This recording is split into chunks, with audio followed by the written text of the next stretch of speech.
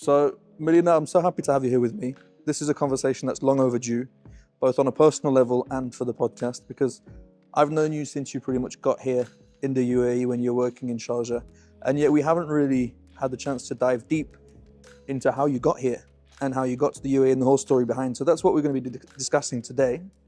So tell me, Melina, how does a girl who lives in Catamarca, 22 hours by bus from Buenos Aires, get to Dubai?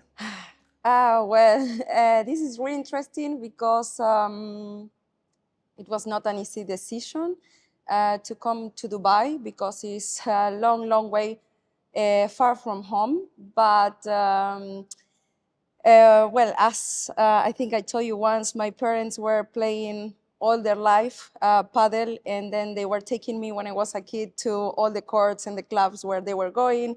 My mother was playing tournaments and everything, so I was following them. So let's say that I grew up all my life with a racket in my hand, and nothing had happened that I was playing a lot in Argentina with friends. I was training.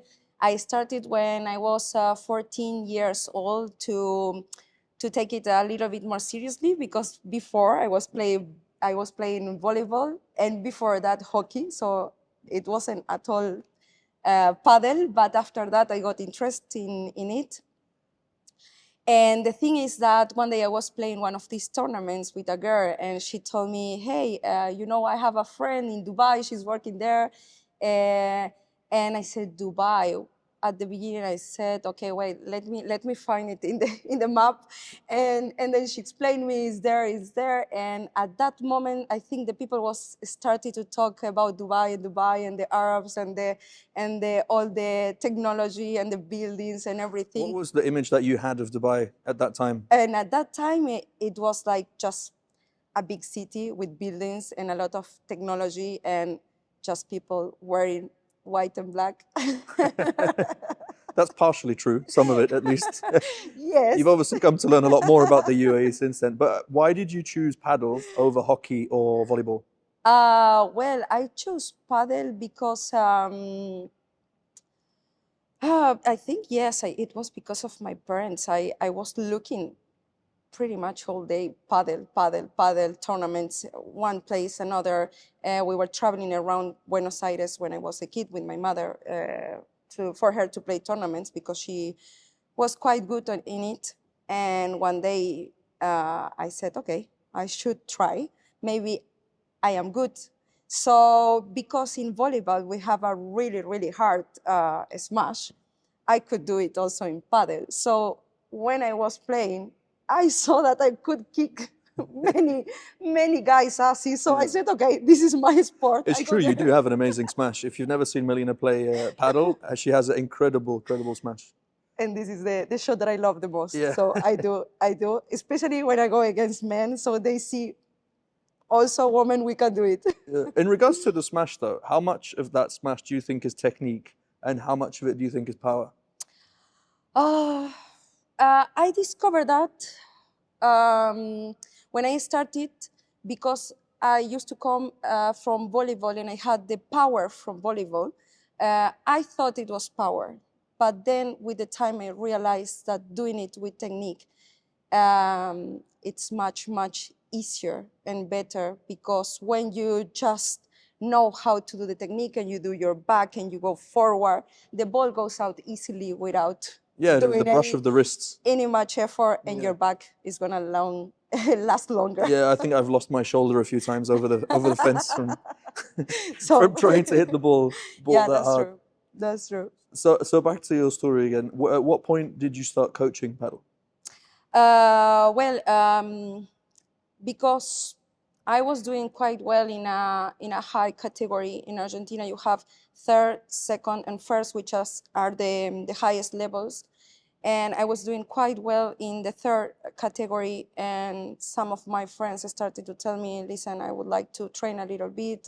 I saw you are winning a lot of tournaments. You become really good.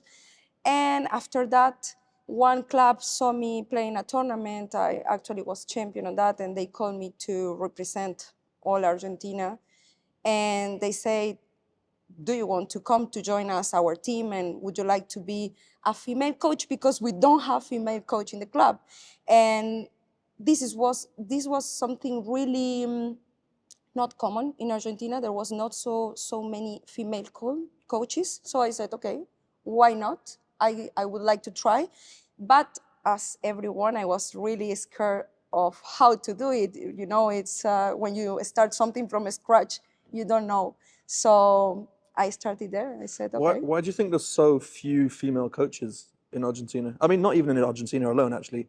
There are so few female coaches in the UAE as well. Yeah, that's why they brought me here Yeah. too, because there was no female coaches at that time, not that much. I think there was like something like 5 or 7 girls. But why do you think that is, that there's not as many female paddle coaches?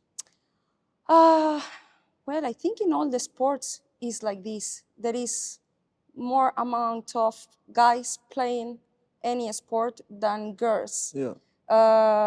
And I think it's something that we should push. And this is one of my really the things that I want to work on. And I said I have to come to Dubai to try to push the female paddle, you know. Yeah. Is there prejudice in Argentina against female coaches? For example, if I'm a man in Argentina and I want to take paddle lessons, are there a lot of people who think, well, I'm not going to train with a woman because she's a woman? Or do you think... No, actually, no. Actually, no. I think sometimes I have a lot of much more guys than girls. Yeah. And here too, it's a little bit mixed. Yeah. Yeah. So you've never faced any sexism within, you know, coaching and someone telling you, oh, you can't tell me what to do, you're a woman? Because there's always people like this somewhere. You know, there's always someone who thinks this way. Well, thanks God, no, I didn't have that. And, you know, I'm very simple. If you don't like it, you have the door there. So, so this is it. It's true, they have other options. As the coaches, we also have the option to choose who we want to train and who we don't. So yeah, of course. That's a good thing. That makes sense. I mean, as a coach, and now you've been doing this, how many years you've been coaching? Already 9 years. Okay. What do you think is the biggest challenge of being a paddle coach? The biggest challenge is, I think, dealing with your own body. When you work a lot, many hours, I think you stop doing what before was your hobby. Now it is your job, and you are spending a lot of hours doing it. And many people think, oh, being a coach is really easy because you are just inside the court with a basket throwing balls and balls and balls. And actually, having this arm already using all the time and holding 350 or 60 grams it is a lot. Yeah, so, and you're doing 150 up to 200 hours a month, right? And that's yeah. a lot of hours on a court. That's a lot of balls hit. And so how do you manage your body? Well, I think the first thing is you have to sleep well, eat well, and if you have time, go to the gym, because you have to reinforce your muscles to have power and to handle with all the pains that you have. And well, if you have an injury, you are really unlucky because you have to stop working, and that's one of the things that's not easy. But yes, I think all of us, we learn how to live with the pain. Yeah, one of the biggest challenges I faced with coaching more tennis than paddle was the split shift. So, you know, you're on court 7 o'clock in the morning for a few hours, and then you go home, and then you got to come back at 4 o'clock. So having that split shift, having that split shift people from 4 p.m. and then till 9 p.m. and then going back to bed, and then I struggled initially to manage that time. Yes. I became a master of naps. That's true.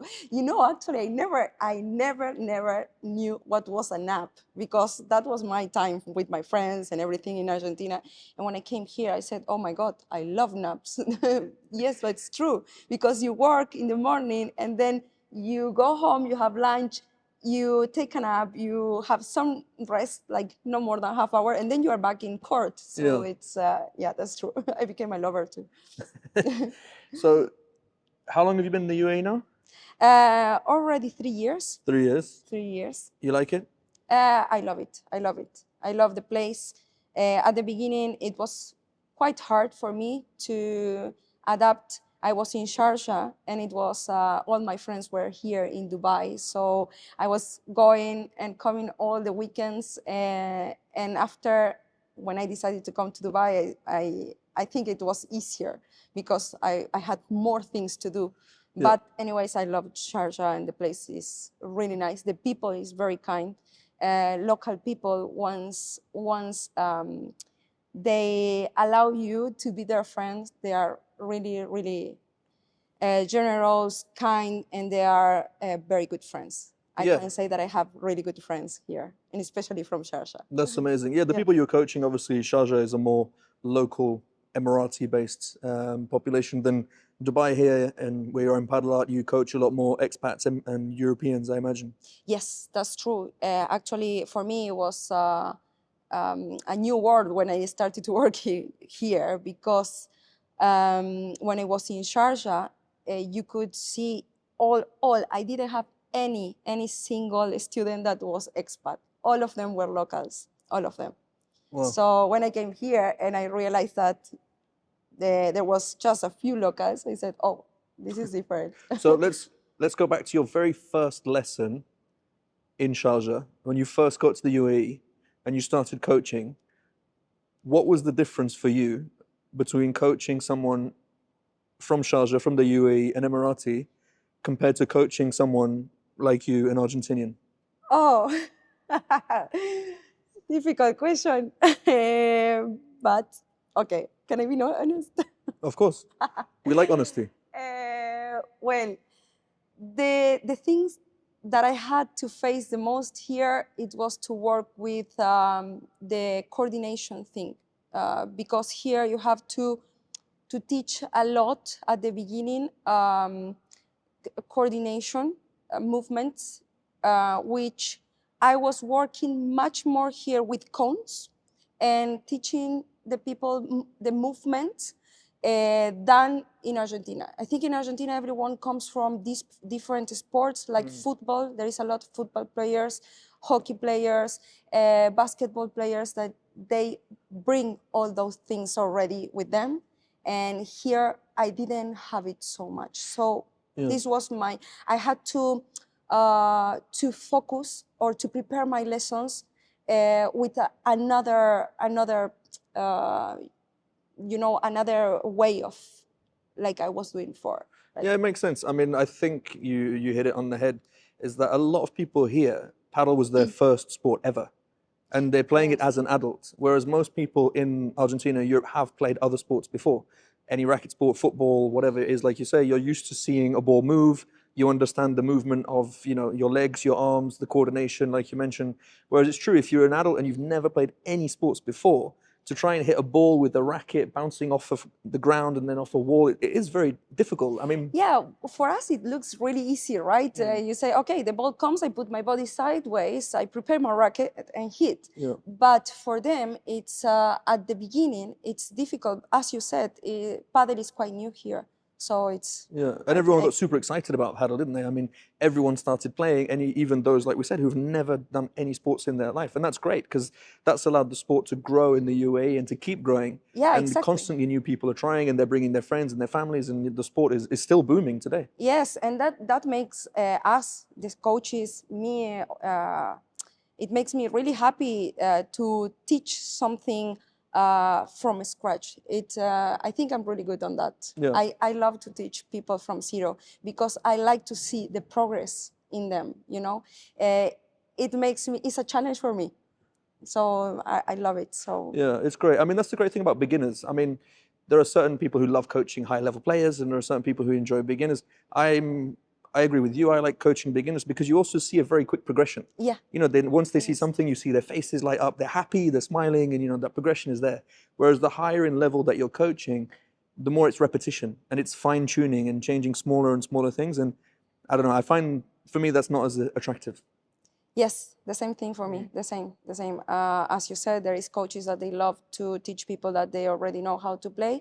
But for me, it's a challenge to see the improvement in short period in the people. Yeah. Yeah. And we mentioned some other sports. Which sport do you think is the easiest to transition from to paddle? Well, clearly tennis. Tennis is the easiest one. But only good tennis players.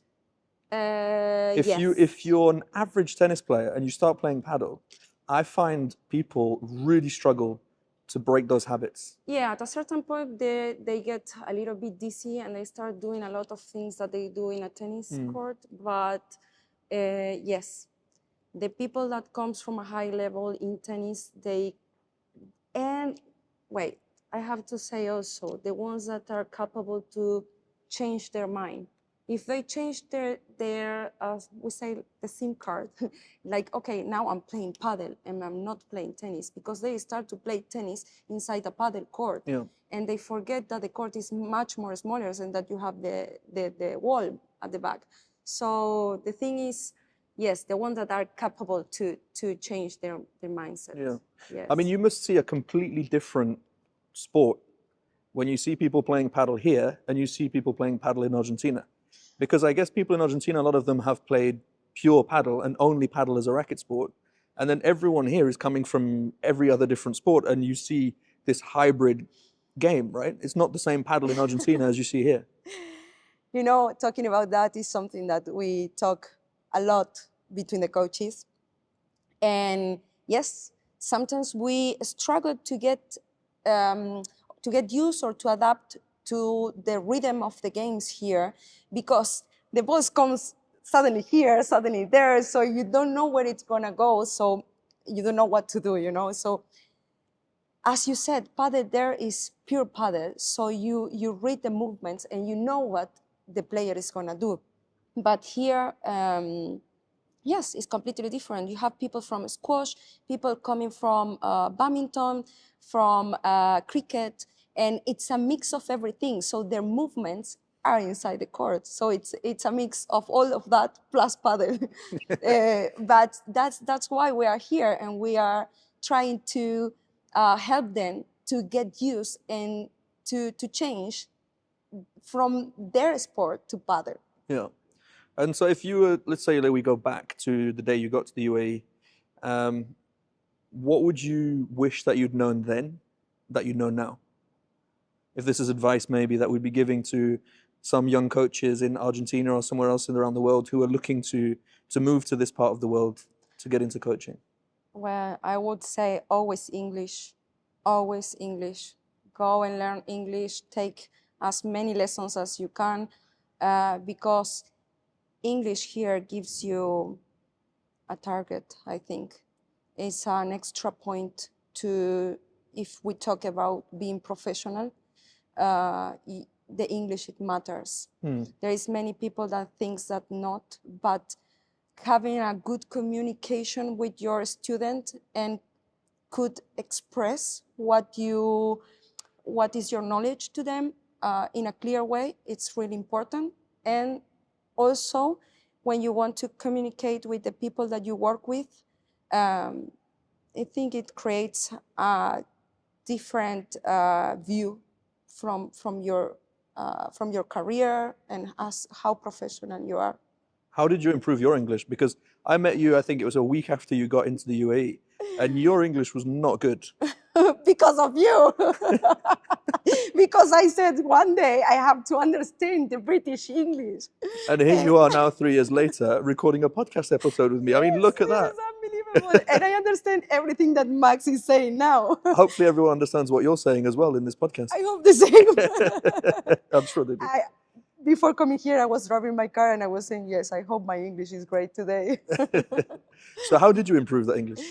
Well, I guess you don't have another option here. You sleep talking in English and you wake up talking in English. Your friends, most of them, they talk in English. It's also, I did the effort to have friends that are not Spanish speakers. If they were all of them Spanish talkers, it would be a little bit difficult for me to really learn It's true, you're naturally drawn towards your community, right? And you're going to be drawn towards people who are like you, so who speak your language, and people who understand you, so people who are paddle coaches. And you do see it a lot here. A lot of the paddle coaches do tend to stick together and they're maybe not benefiting from, adventuring out into the world and improving their English and connecting and building their network as well. I think it's Yes. I think you have to, as you said, you have to like just be capable to try to learn different cultures, different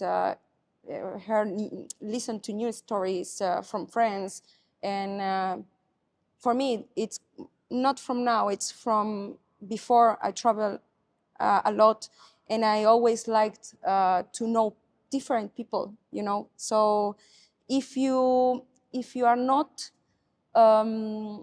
willing to open to other people, you would never learn new things. And this is one of the things, the language. It's true. I mean, speaking of level of English, what amazes me is how bad the English of the professional paddle players is. There's hardly any of them. That's very honest. It's true. None of them speak English. That's true. Yeah. You're right. And actually, this was one of the things why I was brought here, is because I could speak English at that time. Yeah, I mean, there's a lot of people that don't exactly in Argentina. Zero, I mean, zero. yeah. Because unfortunately, our school system is not that good in languages. We have English since we are in kindergarten, but it's just 1 hour per day, and that's not enough. And we don't have conversation. And also, we are surrounded by countries that are all Spanish. And everything on TV is in Spanish, right? It's not English. Everything is in Spanish. So I learned my English because I did a program for like a student exchange in Holland. And because I had been living there for 1 year, was how I learned. But if you don't have that opportunity, you won't. There is another. I mean, the next generation of paddle players, they have to learn English because the sport is becoming more and more international. And the tournaments are now all around the world. It's not just in Spain and in Argentina. And also, even for them financially, if they want to get the brand deals, if they want to, build on, themselves, they have to speak English to come to these parts of the world. Yes. I mean, you see a lot of the players, they do come here, they do the clinics, they do the exhibition matches, but the interaction with the people is zero because, I mean, obviously the people here don't speak Spanish, and then their English is next to none. So, I mean, I'm hoping, obviously, that in the next few years, we see a lot of effort from them to speak English. I mean, I understand all these players are Argentinian and Spanish, and the sport has grown very quickly. But in where we are now, it's easy for me to say because I'm an English speaker, right? Obviously. But exactly. Currently, it's still the international language, and it will benefit them immensely. Yeah, from that point of view, yes, you're right. I think, well, English is the language that the world is speaking, so we should be able to just learn it. And it is a way of, as I said, being more professional, and at the same time bringing more status for yourself in anything that you want to do.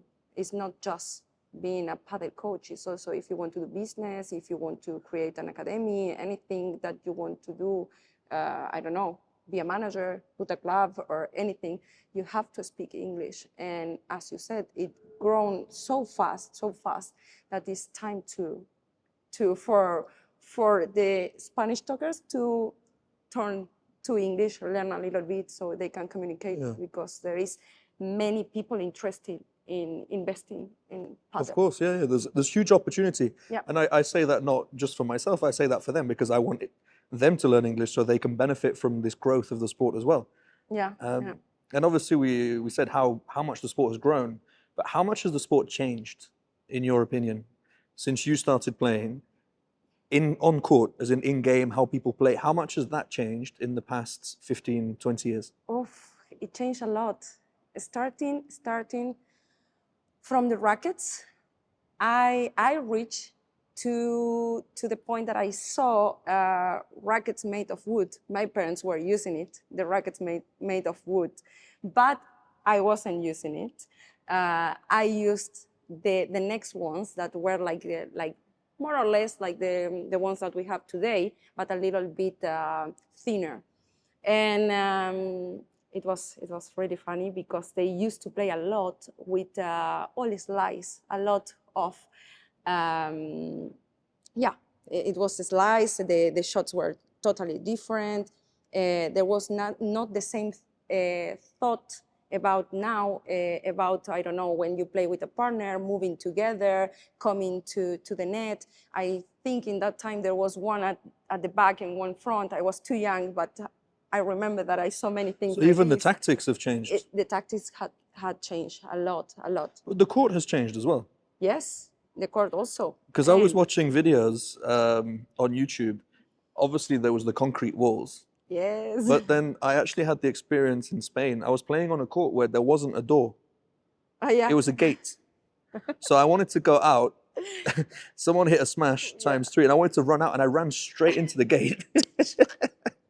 So that was a cultural experience. Yeah, I still have my teeth, still there. And so even the sport, obviously, and the surface has changed as well. I mean, it was they were playing on a hard surface, and the balls were harder, I believe, as well. Well, this is how I started to play. I grown playing in the court of a friend. I had one of my neighbors. He had a court in his house, and we were coming all the time to play there. But it was made of concrete, the floor, the walls at the same time too. So the ball was bouncing, and it was summer worst. So the thing that was that with the time that court became older because they were not doing nothing for it. But the thing is that it had holes. So we learned how to avoid those holes because we had to play. Or we were trying to put the balls in the holes to make the point, you know? So that it was, yeah. And now when we come here in Dubai and we see these courts, you know, the carpets are amazing, the floor, the glass is amazing, the cages are really good because the cage is there. I can't explain you what they are.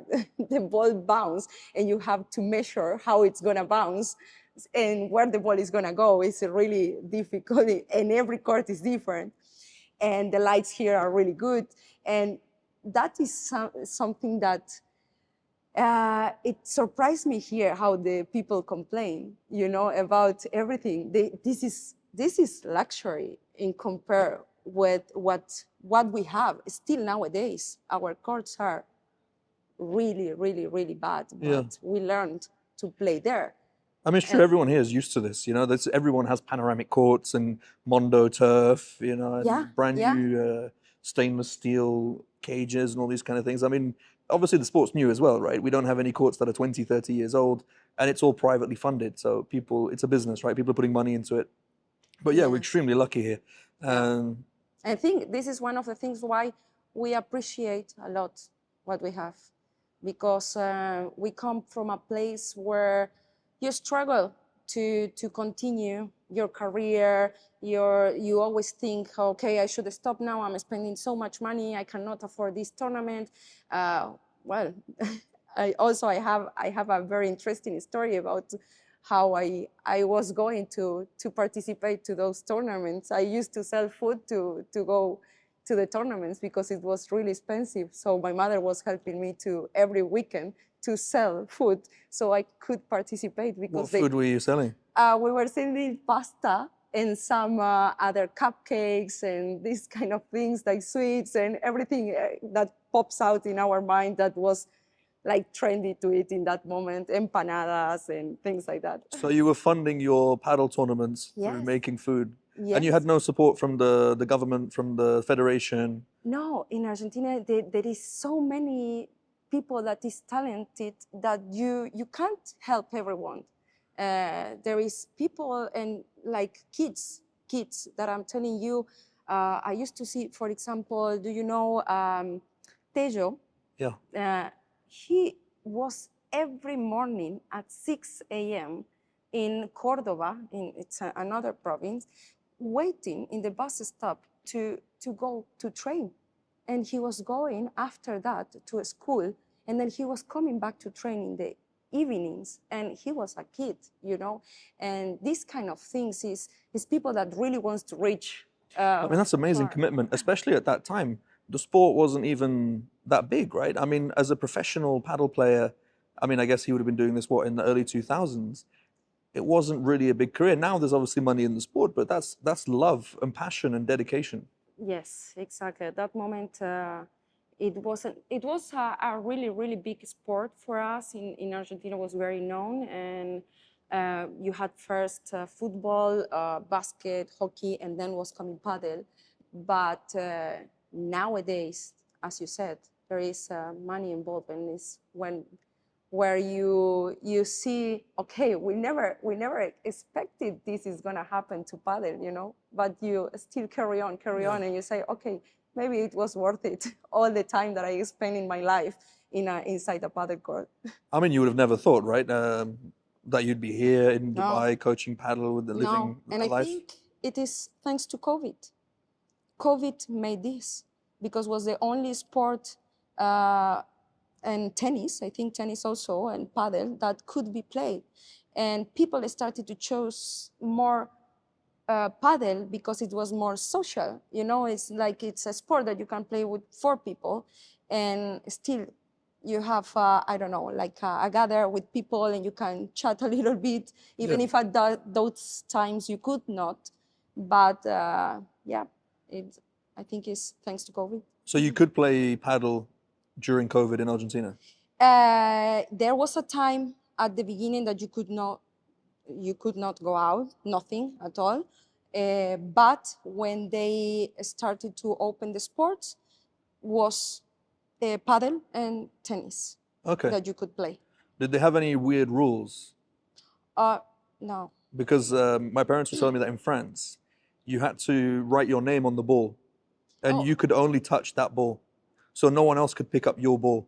Yes. Well, in our court, they were asking us to put a glove in our left hand, so we were picking that ball with the left hand. I mean, that seems like a lifetime ago. That seems like a movie. Like we've all just completely moved past that now, and we just live our lives normally. Whereas that was the norm for a year, over a year. Yeah, it That's was how we lived. crazy. It was crazy. It was a thing. It was a thing. But we were so happy when we started to play. All the courts, all the paddle courts were full, Yeah. full, and we were crazy trying to find courts at that moment. I mean, it's like here. I mean, it was just after COVID that it really picked up as well, and the amount of you couldn't book a court for weeks, weeks and weeks anywhere in the UAE, and then obviously more and more clubs opened, and it continues to do so.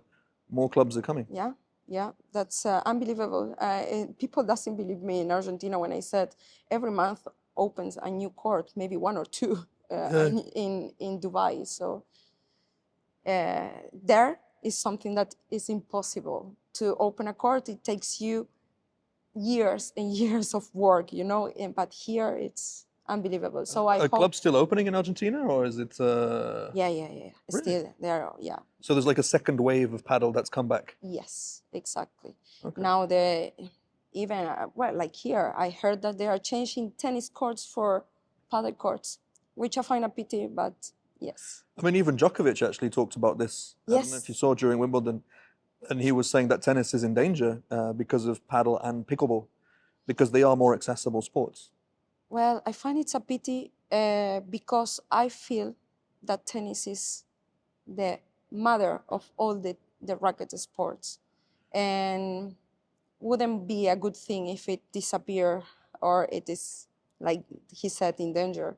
But tennis had been always known as a very expensive sport. So if they also don't do nothing, it's maybe they have to think in reducing the prices so they can get more people. Because as we know, tennis always had been a little bit classicist. I mean, they've done it to themselves.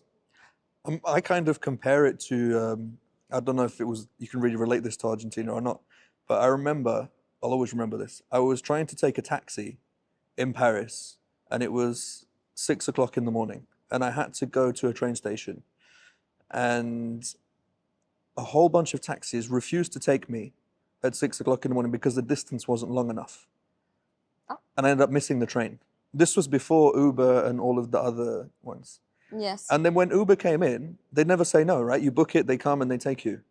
And because all of these taxi drivers were so mean to me and they were refusing things, and Uber came in as a service because that people weren't happy. And I think I'm obviously not comparing. I don't really want to compare tennis to that, but tennis had a barrier to entry for a lot of people Yeah. and put people off and Yeah. told people, oh, you're not good enough to play tennis, or you don't have enough money to play tennis. And now paddle, pickleball, and more accessible sports have come along. Yeah, And now that's true. tennis is like, oh, come back, we miss you, Yes, I think, well, the main reason also, this is one of the things what we were talking that is very classicist, but also is the same thing is that I feel this is quite technical. If you don't know the technique of tennis, you can't play. Or if you are going to play I don't know, a match like we do here, people can register to play with another people. But in tennis, if you do that, the opponent is going to get bored with you if you don't know how to properly hit the ball, Yeah. So this is something that is really like good from padel, because you don't have to have an amazing technique to play, and everyone can play. People from, I don't know, 7 years old to 70, everyone can play, it's Yeah, you can cross the levels a lot easier. I think it exactly. doesn't make as big Yeah. difference. But I think the main reason that tennis is losing out to pickleball and to paddle is because it is so hard. And we're getting lazier and lazier, and we like easier and easier things. That's true. And pickleball and paddle are easier than tennis. That is a fact. Yes. And I think people don't want to work as hard anymore. We like to go with what's easy, and we like instant success. Yeah, you're right. You said it the other day. The court is quite big, so to run. Yeah, I mean, last time I played tennis, I felt like I was playing golf. You hit the ball, and you're looking at the other side of the court, and by the time Oh the my ball comes God, back I have again, to go there. I have to run 10 meters over there, 10 meters there. Like Yeah. I can't even play 3 games of singles anymore. I mean, there's many reasons for that. And if you come after vacations to play a tennis match, No forget chance. it. No chance. Yeah, I know. Yeah, it's so difficult. But Well, this is a good thing for us. yeah, exactly. I mean, the future of paddle, I think, is relatively safe. I remember when I decided to fully invest into paddle and become, full time in this industry, I was thinking maybe this is a bit of a trend, and it will die off, and then, people will go back to other things. But it looks like paddle is here to stay. All of us, we thought the same. It will grow, and at a certain point it will stop. And no, luckily you are seeing still a lot of courts, a lot of clubs opening, more coaches coming, calling friends, come here or start to study English because there's gonna be a job here for you and this kind of thing. So yeah. Before we end this enjoyable conversation that I've had with you, and it's been an absolute pleasure, going back to coaching, if you give one tip to the new coaches that are becoming paddle coaches, how do you plan your lessons? How do I plan my lessons? Well, first of all, I have already a structure how to give my lessons, how to start. When you start from the beginning with one student, you have to read what are the skills of that person, what are the main mistakes that they are doing at that time, and try to start working with that, because that is the urgency, is that what you have to change so they can improve in the next ones. So what I have to do every day is just read my student, take the skills that he has and the main mistakes that we have to work on, and I analyze that and see what kind of drills I can do for him to improve on it. Or if I have to work a single shot, for example, the backhand. Okay, his backhand, he's preparing too high and he is hitting the ball all the time under the ball, so it goes with a slice. Okay, how we can correct that? And I work on that. It depends how long it takes for my student to change, or to, if he, for example, if or her comes like, I don't know, it depends how many times they come per week. And based on that, I work on the lessons that they are going to have. But always is one day previous to the lesson. Okay. Is there anything else that you would like to discuss? No, I think maybe just give some advices to the new coaches that they are coming. And it was that about talking, what we were talking. Learning English is really important. Work on that a lot. Prepare your license, your driving license, because all of the coaches that are coming here, they have problems with the driving license. Is something that you really need if you want to come to Dubai, because to make it here, it costs a lot, and at the same time, you cannot drive if you don't have an international license. And this is something So that, you recommend doing the license in Argentina first? yes, do it first, come here, and then when you come here, if you have to change it for the UAE one, you do it, but come with your international license. And just that, and don't be afraid that Dubai is very open to all the expats, all the culture. Here we are respected, and this is something that I really love from this country and appreciate. And yeah, that's all. That is a really nice life here. Well, I'm glad you enjoy it, Melina. Thank you so much for taking the time, having this conversation with me. I look forward to having you come back again on the podcast very soon. I'm sure we'll find many more things to discuss. Thank you so much for inviting me. Anytime, you're always welcome. Have a lovely day. You too.